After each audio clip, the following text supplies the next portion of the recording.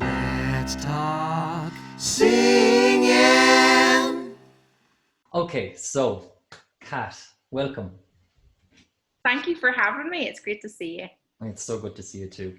So, for people now that are watching, Kathleen Turner is the coordinator of the Masters in Community Music program in the Irish World Academy of Music in Limerick, which was quite cool. And yeah, so Kat, maybe what could be really cool is just to maybe give a small bit of introduction to yourself of kind of how you maybe got to this point of being the coordinator in this program. That could be cool. Yeah, absolutely.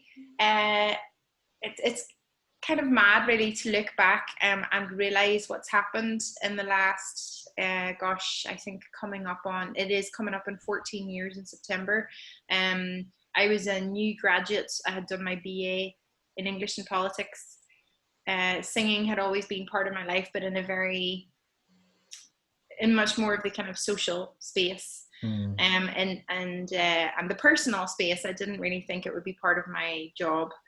But then my sister, I had recommended to me, maybe you should just Google community and music and see what comes up, because after graduating with my degree, I really had no sense of direction. I didn't know what I wanted to do. And I Googled those two things, and you know what? She was bang on. The first thing that came up was this master's program in community music in Limerick at the Irish World Academy. And I looked at it and I thought, oh my goodness, this thing that I've been doing with choirs and groups, all the way through school and into my early 20s is actually a field. It's a career, and I didn't know that. So I came to Limerick to study. And I just fell in love with this city. I fell in love with this place, and I never left. I ended up staying for a number of projects and jobs, and then it just turned into my life at the academy, at the university, at the Irish Chamber Orchestra, and where I find myself now, which is 14 years later, as course director of the program that I moved here to study. And I still can't quite believe that. Yeah. It's a nice turn of events for sure. Yeah.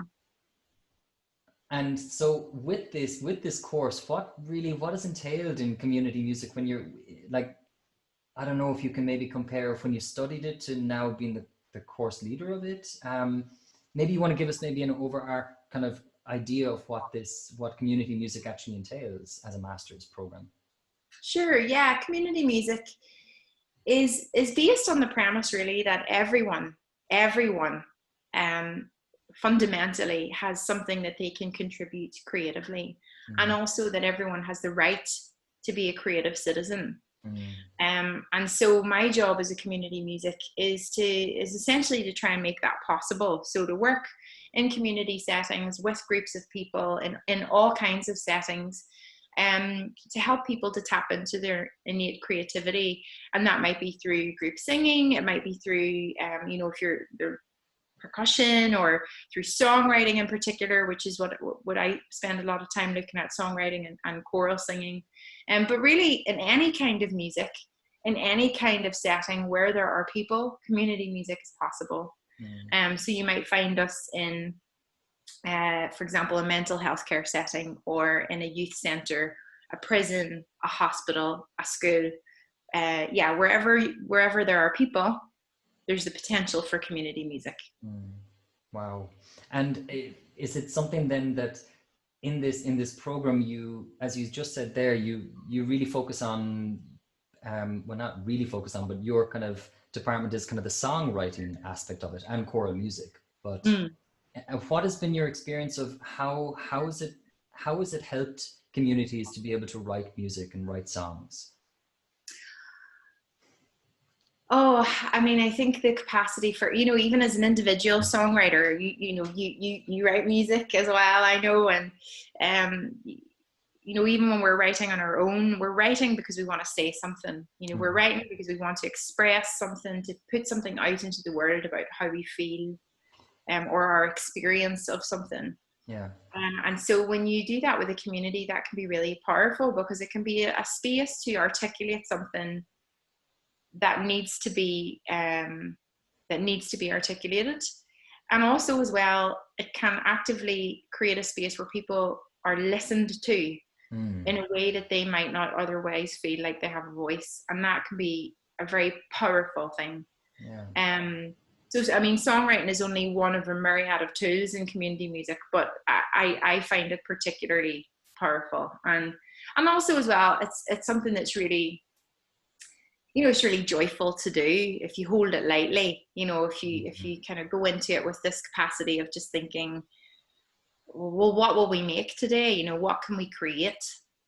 And often in those spaces that can turn into something really beautiful in ways that you didn't anticipate. I like the way you said go into it lightly as well, because I think a lot of the times us as artists, we kind of become very precious about it, and we take our time and we really think of like, really, how are we going to get this message across? But at the end of the day, exactly, very strict. But at the end of the day, as you said, it is just, expressing something that maybe wouldn't be listened to otherwise, or finding a way around a melody or around a turn of phrase that can speak to people. And it doesn't always have to be so strict. It can be, light or about a topic, but kind of taken lightly, as you said. Yeah, absolutely. And I think sometimes we put away a lot of pressure on ourselves. Kind of make a product, make an outcome. And that's probably one of the reasons why I love community music very much, is because the kind of the principles of community music are that the process is as important, if not more so, in fact, than the product. So what we gain, what we experience through the process of making something is what we pay our attention to. So if I'm writing a song with a group of people, and primarily for me that has been children, if we're writing a song together, what are we learning from that experience? Where's the joy coming from? Or what's it helping us express that sometimes it can be really difficult to express? And I think over the years when I used to work with the Irish Chamber Orchestra in particular, doing a lot of songwriting with children. And in the 7 years I worked with them, I had children writing songs, and I mean brilliant songs. They're master improvisers, children, coming up with lyrics about, really hilarious things like stories about fish and dinosaurs and, monsters and all this kind of stuff. And we also wrote songs about love and about how to control your anger, or, how to bring people together when we're feeling lonely, and the process of making that was much more important. Often we would end up with lovely songs, absolutely, but what we get from it in the process. So we'd be listening to each other, we'd be learning how to collaborate, we'd be learning how to take turns, how to edit, how to make creative decisions about what we would keep and what we would let go, with the realization that the stuff we let go is not of any less value.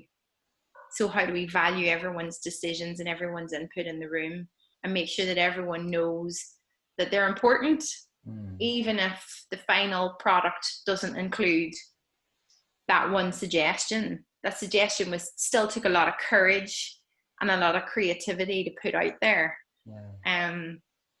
So yeah, I mean, you can tell I'm quite passionate about it. I just got a big butterflies feeling in my stomach there listening to you speak like that. And what I think is so great is, as you said, you work primarily with children, and as you said, like teaching them through the medium of music, teaching them these lessons, or how to, kind of teaching them emotional intelligence, rather than kind of maybe just, like, as you said, like how to deal with anger or how to deal with sharing, things like that, and really teaching them the values, or allowing them to learn through the process of this kind of creative songwriting, to learn these things about emotional intelligence and social intelligence, rather than just like how to be good at math, or how to be, go to school and be good and do this thing so you can get by, but all the other stuff that maybe falls to the wayside. And I think children probably listen. I'm just thinking of some of the children's songs that I've heard come out of the chamber orchestra and stuff that you've done. And I'm sure other children would listen more closely to children singing songs about this than maybe adults singing songs about that. Yeah, maybe so. Maybe so. I mean, maybe it's interesting, you know, the word teaching as well. Because you see in community music, we would the group is the curriculum. So you're being in fact led by the community. Right. So rather than teaching outcomes, we'd be looking at what we can explore together, you know. And I think maybe some of the songs that we made were brilliant for the parents to experience and the teachers to experience, because they were getting to hear, you know, what the kids' opinions on things were, Yeah. or the brilliant creative ideas they could come up with. And I should say as well, like I really want to say that you know, I was with Sing Out for just those 7 years. I actually but the project continues and really successfully, and they have an amazing team, and they have continued to make brilliant music of all kinds, and they've actually expanded it rapidly. So they not only write their own songs, they have school orchestras, school choirs, they've written school anthems, they have a trad song club, you know. So these schools and the Irish Chamber Orchestra are doing brilliant work, and they're led now by a brilliant musician called Catherine Barnicat, and she's really taken that program and it's just kind of blossomed, you know. So I always just love catching up with what they're doing and seeing what new creative thing they're making, you know. Yeah, sure. Yeah. Is there any place that can be seen, maybe on YouTube or something, if people want to go and watch it out? Oh, absolutely. If you go to the Irish Chamber Orchestra website, they have lots of pages in all of their community projects, including Sing Out. And then, I think Sing Out have a lot of videos still up on YouTube, and they add to that. And actually, they've been I follow them on Twitter as well, and it's been the Irish Chamber Orchestra on Twitter, and it's been brilliant because over this whole experience with COVID, you know, the violin tutors have continued, and so they put up these little YouTube videos of their next violin lesson, or and last week they tweeted a song that they had written over the pandemic and recorded. It's just Nice. It's fabulous. And again, that's a community in itself as well. All of that, like all the teachers and the people that are involved in it, are their own little community, and then going into communities and working with them. It's so beautiful. It's great. Well, I think, you know, now I'm in the position where I'm you know, as course director in the masters, I'm training other community musicians, and also I'm learning as well, because you never really stop. You're constantly learning about the practice, and also from other community musicians. But now that I suppose I'm in that position, I'm watching how the field is changing, and also as well thinking about how the success of community music practices are really dependent on the space that communities make for you. So I could have all the great ideas in the world and a lovely project plan and all these ideas of the songs we'll write. None of that will be successful, in fact, if a community aren't in a place where they want to welcome you in, and if you're not in a space where you're actively listening and actively creating a space where they feel safe to contribute their ideas and to make something with you. You have the privilege of being welcomed into a community. Yeah. So you have to hold that very carefully, you know, and with a lot of care and gratitude, I think, because it's a lovely space to be invited into. Yeah, I can imagine. Yeah. And so when you're a singer-songwriter, you're a performer, you're a teacher, you're in a choir, you conduct your own course in a master's program. What is your feeling of how important is, let's come to the topic of singing, right? So songwriting, fantastic, but let's talk a small bit maybe about choral music, about how singing together can help people emotionally and obviously in your field communicatively, or however way you want to say that word. So from your point of view as a singer-songwriter, performer, solo with a band, and then working with groups that want to sing together, what's your experience of of that, of both worlds? Oh, it's a good question. You know, I think it's changed in the last couple of years in particular. I think I used to divide them in my mind. So I had, or divide myself in my mind. So I had over here, I was the person I would be when I was performing. And then over here is the person I would be when I was a community musician leading a group of singers. And actually, I've realized much more that the two things talk to each other. And I am always the same person. In fact, it's just that I'm dialing other parts of myself up in those spaces. I find that when I'm singing as a solo artist, you know, I'm singing the songs that I've written that I want to put out into the world. I actually still approach that as a community musician because the audience are still active community members in that space. And it only really works for me. And everybody has different styles, you know, but it only really works for me as a singer when I know that I've helped the audience find a way into the song I'm singing. Yeah. And then in the community space, I find that I'm doing that much more, you know, when I'm working with a choir, that we talk a lot actually about the song that we're singing, what's the message behind it. Again, helping people to find our way in to the song so that we're not only singing it, we're feeling the song from the inside out. We're experiencing something collective. And I suppose increasingly over the last few years, I've started to see both of those spaces, regardless of it being solo, they're both collective experiences, you know. They only work if it's a collective. Yeah. And with the group, when you're working in the choir, and you have people of all backgrounds, people of all ages, I guess, right? Or is it mostly, so people of all ages. And so how important and what is the focus on sound? How important is that topic of conversation with the group? As in the technicality of sound? Yeah. That's interesting. You know what? I always talk about feeling first. Yeah. Great. Yeah. But I think about the choir that I work with most consistently now is the Irish World Academy Gospel Choir, which is made up of students across all the programs.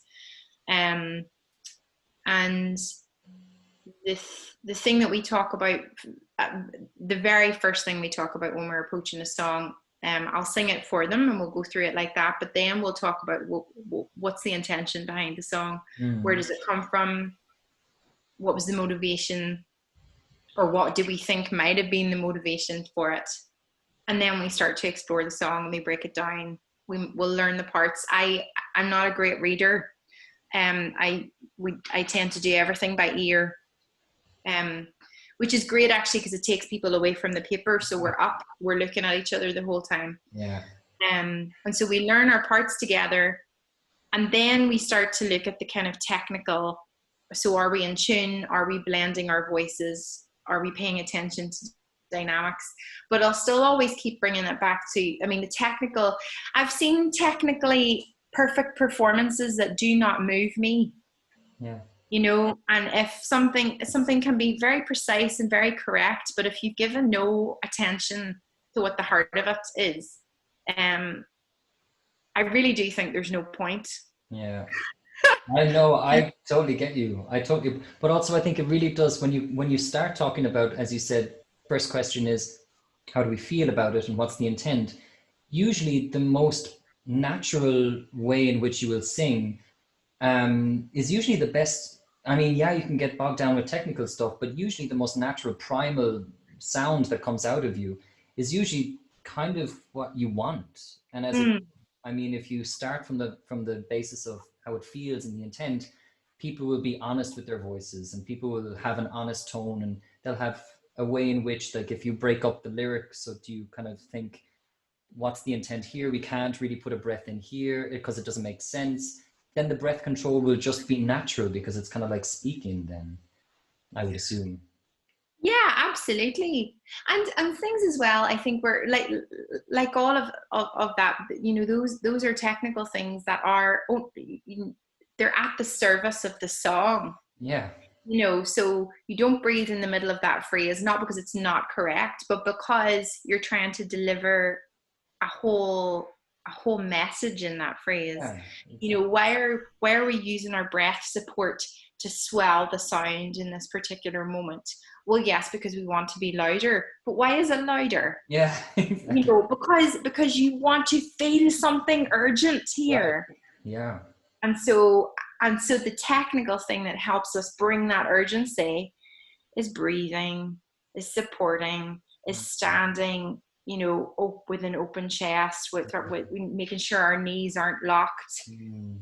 The only reason why we do those things is, yes, because it's a healthy way to sing, but also as well because it equips us with the capacity to deliver the message of the song.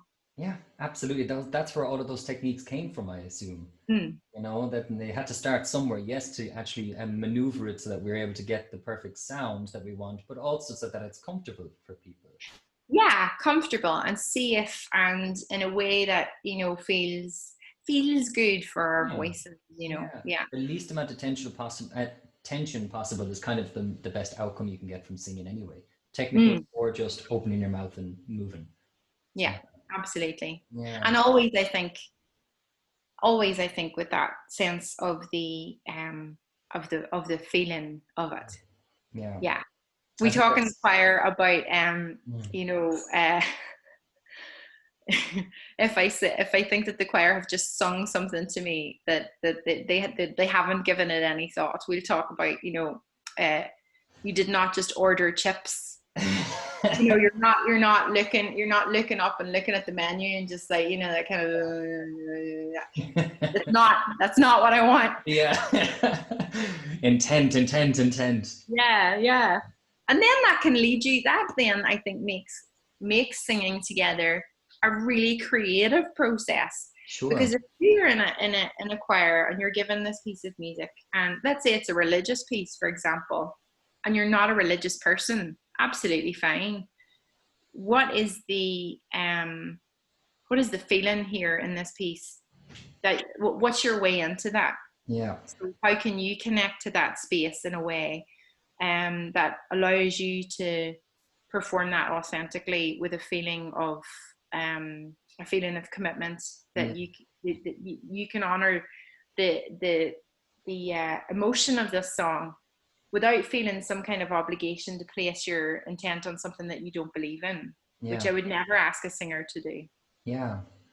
And that's when you're going to get the most natural sound and the most natural performance and most natural ease of the singer or of the choir or of the children. And that was also maybe want to ask a small bit about that too, in the sense when then you're working with a community and it's full of children, how do you get them to I mean, are they naturally going to have good intent, or is there also a way that you can kind of I don't know, allow them the freedom to have that intent? Well, that's a good question. I mean, I think with regardless of age, these conversations happen when you create the situation for them. So if you ask the questions and if you make sure that people feel safe enough to answer them without feeling silly, you know, then brilliant conversations can happen about a piece of music. You know, I've had some really special moments over the years exploring songs in classrooms with kids where they have just floored me with their answers. You know, I remember a child saying to me that when she sang, it felt like she was standing on the beach with her feet in the sand.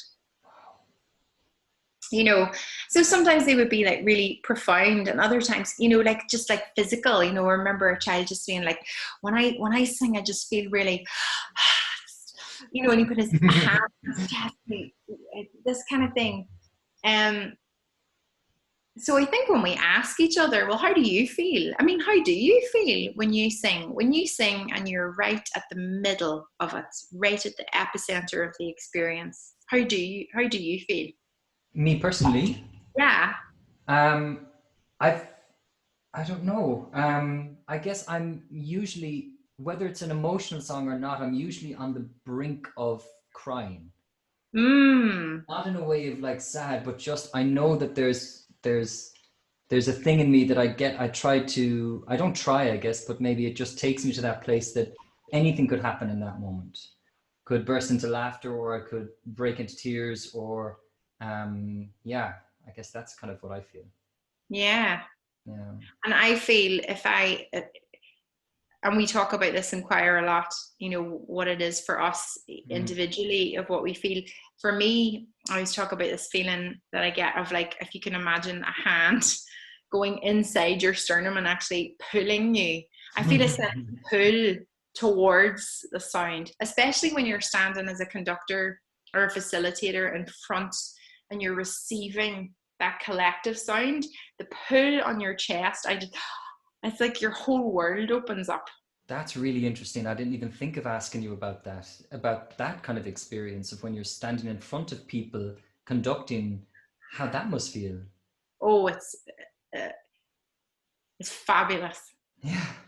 It's fabulous because you not only get all the layers of sound coming right at you, you know, in a very visceral way, the literal vibrations in the air from all of those voices, but you also as well have the real privilege. You're the only person in the room who can see and make direct eye contact with every single person. Right.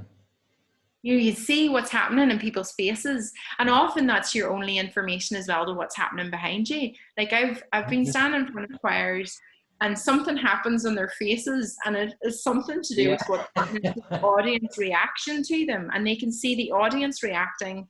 Right. I can't, but I can feel their reaction from what's happening on the faces in front of me. It's a totally brilliant experience.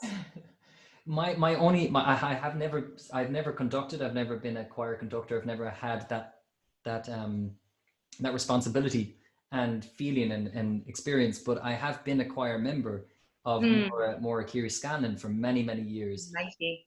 And I don't think I'll ever, other than being in a choir, but especially with Mora, she had something very special of looking in Mora at her face and her eyes, and she would look at each one of us, but she would just take you with her wherever she was going, wherever we were going. She would just allow it to happen and allow us, obviously with lots of practice, and we were really a great choir, actually. The Limerick Youth Choir, or the County Limerick Youth Choir, were really fantastic. Oh, I heard this. Yeah, that was such a solid group, really was. And Maura really pushed us to our borders, like really to the borders of kind of what we were able to do as a choir. And yeah, so that's my experience of that, like really looking at a choir director and feeling that you could just go with them. And you know, it's funny that you bring Maura up, because I mean, what a mighty example of someone who is so brilliant at that job. And I saw you guys perform many times, and you know, it's such a perfect example of when singers are doing all of those technical things, but at the service of the song. You can really feel it as an audience, you know. I remember hearing you guys sing Eric Whittaker's Sleep and just being totally blown away, you know. And then, you know, as a facilitator, watching why that happened. So, you know, the connection between you guys as singers and what Maura was doing at the front of the front of the group, and what, you know, being really interested in the connection that was being facilitated there, the obvious, potent, mutual respect and love in that relationship. I find that really inspiring. And I now get to be on the receiving end of that, because I'm singing in Shoda, being conducted by Maura. So I get to feel that as a singer now too. It's lovely. Yeah, it is. I think it's this thing of, if I remember when we were in the County Youth Choir, we were all kind of basically in love with Maura. Yeah. So it was this thing of kind of, you know, we were looking at the person we love, really conducting us and allowing us to express what we want to express, you know. So she's just amazing at her job. She is, and just what a wonderful person, and she'd never stop. She'd never stop. Oh my God. She's still going strong. But talking about this, I guess one of the questions I want to ask is, because over here, I mean, COVID-19, this whole pandemic happening, from my point of view as a singing teacher and an English teacher, all my work was one-to-one or group in a classroom, and all of that shifted to online, and some of it didn't shift to online. So there was a lot of fall away. And now the music school that I work in is kind of back up and running with piano classes, and but the singing and the wind instruments and brass instruments are not allowed in yet. And there was just this new thing that came up in Magdeburg. It came up in the newspaper that choir singing is now allowed again. Oh, yeah, interesting. so this, You know how you're going to manage that? I have no idea, because it's this thing of everyone has to have at least 2 meters distance between each other.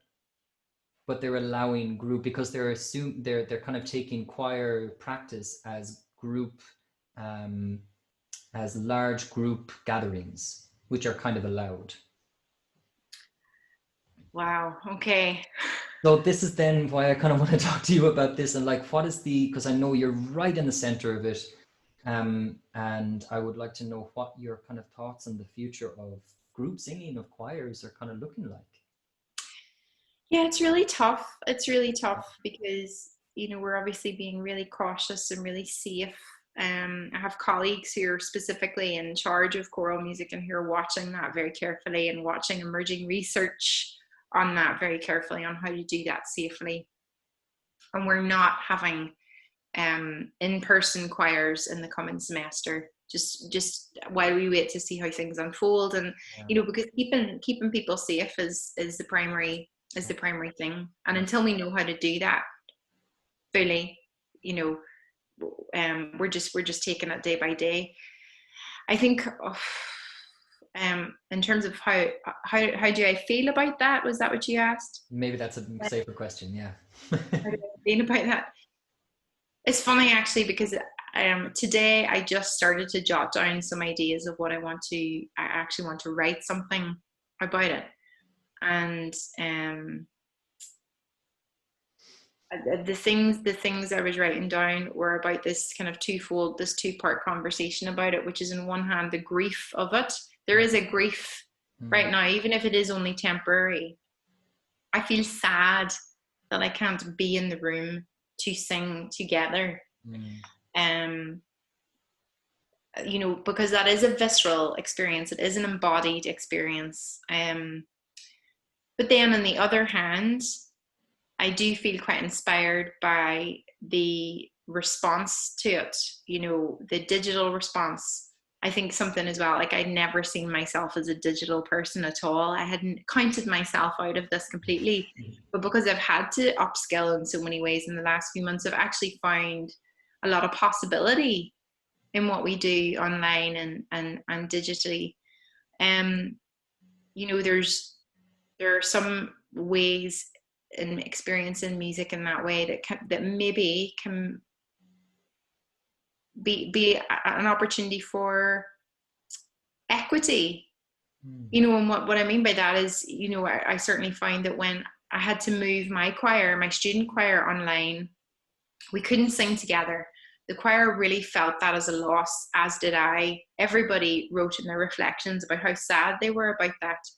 Saying that, the student reflections that I got back, in many ways, were from students, and in many instances were from students who didn't necessarily feel comfortable speaking in detail in a group of 50, but did feel comfortable to reflect and think deeply when it was in a forum or in an online space where they weren't put on the spot, you know, where they didn't have to be an extrovert in order to make that point. And so I'm thinking a lot about that, and thinking maybe, well, how when I go back into that singing space, you know, if that opportunity presents itself, can I take some of that learning? Wow. Is it making more opportunities for small group reflections, or chances for singers to have these discussions in pairs, for example, and then bring that back to a collective sound? so that all kinds of learners have a much more equal experience in the choir room. Yeah. I suppose because I've always kind of got that. It's a big part of community music, is access, is equity, is social justice, So who up to now in a choir experience for me, when I thought I was being very inclusive, was in fact being left out. And what's the opportunity for learning for me in that? Wow. That's one of the things I'm thinking about. That's so interesting. It's a big question to be asking yourself as well. Right? It's a big... Yeah. It is. I don't know, I kind of tend to lie awake at night and think about these things, Conor. And I'm not alone. I think everybody I know who's an artist of any kind is asking big questions right now. Right. It is a really challenging time. Yeah. But we've come through it, and we've already come through a lot of stuff that I think we didn't think we could. So absolutely. Yeah. And as you can see, as you said, that the digital world has really come alive with musicians and people that are working together that might not have worked together in years, or putting on beautiful daytime gigs and really collaborating with people on projects that might not have been possible because they weren't in the same country or whatever it was, or even in the same sphere in the same country, right? So I think that's also a really interesting point, though, of thinking about this inclusivity and equity in the choir itself, because a choir is only as strong as the people in it, and group singing are only as strong as the people that are really feeling it and feeling included. And yeah, I mean, I can probably also reflect on times when I was in choirs, and maybe there were people that weren't feeling that was their person to be able to maybe speak out, or feel that, again, when you put your hand up, there's 50 heads that turn to you. And I think that's a really interesting topic to go down that road that you're going down at the moment. I think that's really... Yeah, as a colleague said to me yesterday, actually, because I'm involved in this community music conference, and we were talking yesterday, and she said to me, to all of us as a group, she said, I wonder sometimes in these kind of, in the more music education spaces, how much of what we do is in fact geared towards the extrovert. How much do we notice the singer who always speaks up, as opposed to the singer who's working really hard and thinking really deeply and feeling really deeply, but actually doesn't particularly want to talk in front of 50 of their peers. And that was a brilliant challenge for me to take away and think about that. And who am I missing in the room? Who am I not? Who am I not seeing? What am I not noticing? Yeah. Wow. And I guess that's something, though, that can be, I don't know, it can be, and it has been easily missed in, like, you're a very what's it called, intuitive person, and very open and beautiful and wanting to include, but then also you yourself are asking this question. It's a very, I don't know, I think it's also at this moment in time, the world is all about including people that are maybe not the ones that we've been propping up, the extroverts that we've been holding in such high esteem for so long, that the world is becoming a more inclusive place. And maybe the choir is also this now place that is also going to grow from this pandemic, from this instance. I really hope so. Because I feel like, another ongoing conversation I'm having with a lot of friends and a lot of colleagues at the moment is my privilege. I'm thinking about that a lot in all the spaces that I'm in, the spaces where I sing, the spaces where I teach, where I live, and I'm really reflecting on that I think there was early on a kind of conversation about how COVID-19 was the great equalizer. you know. But there was that fabulous response by a journalist on Newsnight on BBC who just cut that down flat and was like, yes, rich people can get it, but it's a very different experience to be in lockdown in a tiny flat, you know, in a space where you can't socially distance, with no access to green space. And why am I thinking about that from a musical point of view? I suppose I'm thinking about it because if I am working with people who want to make music together, does everyone have access to a good computer with a good camera, with reliable Wi-Fi, in a space where they can be quiet and get some privacy? You know, and if the answer is no, then they can't participate.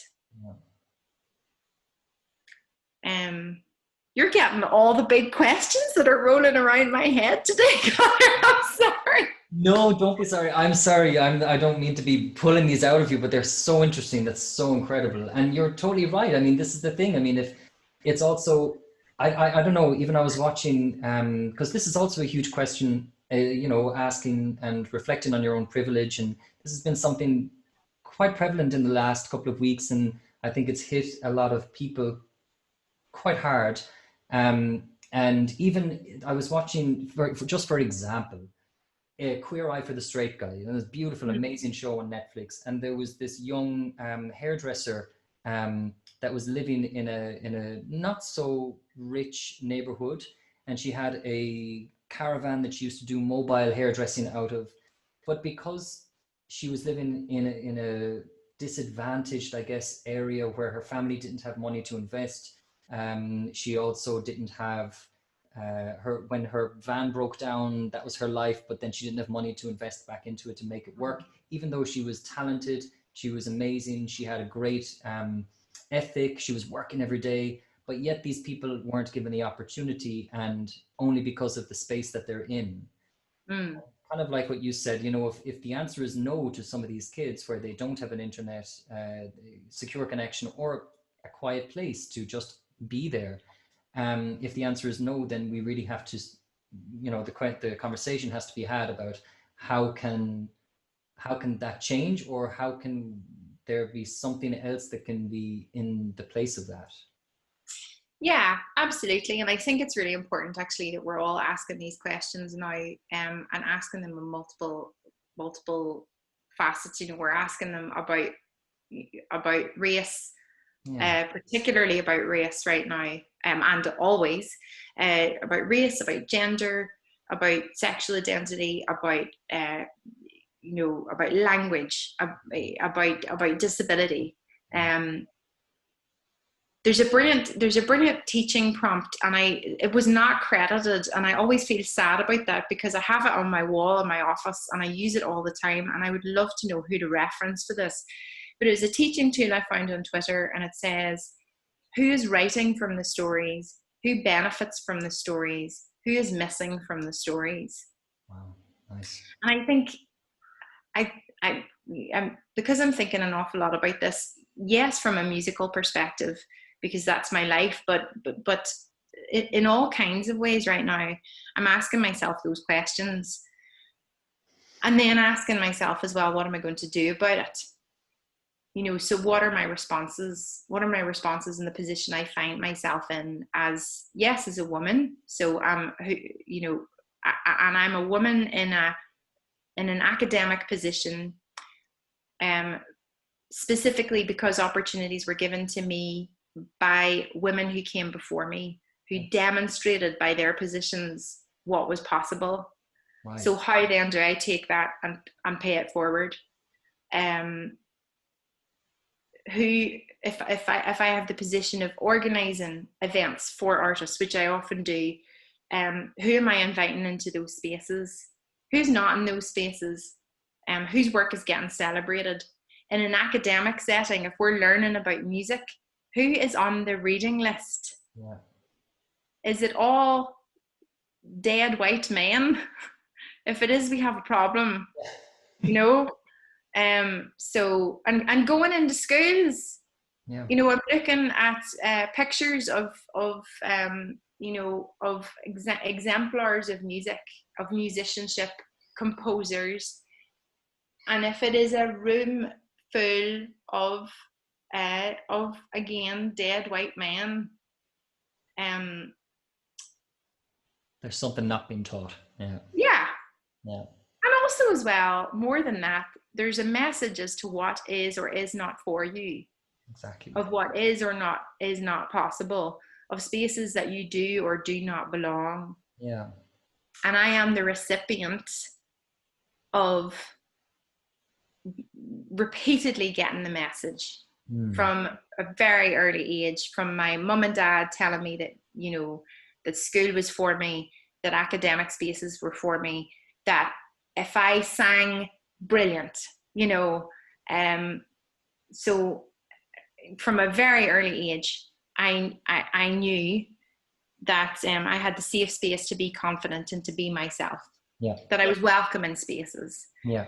So how do I now, in musical spaces, in academic spaces, in artistic spaces, how do I make sure that I am asking hard questions of myself and each other, and also checking how I am doing what was done for me? Yeah. In the moment and in this time that you now have the possibility to push it forward or to give it forward. Yeah. Exactly. And by the way, I right now have scholarships for community musicians who are based in Ireland or the UK, who are under the age of 25. There are partial scholarships for people who want to study community music. I want applicants. They're sponsored by the Universal Sound Foundation in the UK, and I was the recipient of that scholarship when I moved to Limerick. When we have these opportunities, so if anyone watches this and thinks, yes, I'm Irish, or yes, I'm from the UK, I'm under the age of 25, this community music buzz sounds brilliant, email me. Go to the Irish World Academy website, get an application in, pick up the phone, because there are opportunities there. And I want to see them go to people who are really passionate about this. So yeah, get in touch. There's going to be your email down at this lovely black space underneath us there. That's where it's going to be. Yes, please. Yeah. It's the irishworldacademy.ie or my UL email address. Yeah. Nice. Super. That's so good, Kat. I mean, the thing is, like, I know now we've gone, but I mean, this is what's so great. And this is what I love about doing this series, is that I get to talk. Like, I haven't spoken to you in years, and maybe we haven't really even got this opportunity to really speak so openly and so beautifully like this, and about topics that are important to both of us. And I appreciate you being here, and I appreciate you taking the time. It's now been nearly an hour of your day, so thank you. Well, thank you. It's really lovely to see where you are now and what you're doing, and also to just have this lovely space to have a conversation like this. I've really enjoyed it, and I really enjoy thinking about all of this. So thanks a million for creating that platform and that space for me. Sure, I think that this is the thing. I think people are going to just love watching you speak about this, because you can see it. You can see it, and that it's such a part of you, and it's such an important part of you, a part of your soul, and a part of the thing that you want to be able to, as you said, give back. And it's gorgeous. Love it. Thank you very much. Cool. Okay, we'll leave it there, Kat. Thanks so much again. And again, I'm going to put in loads of little edits and stuff, and maybe give you a top hat at some point. I'm not sure. Maybe we'll see. I'll do a top hat. Sorry. Okay. Right. So yeah, best of luck in the future of what's happening in the course and stuff. And I hope that Ireland finds a way around this, and you guys find a way around this, that you can all be in the same room together at some point.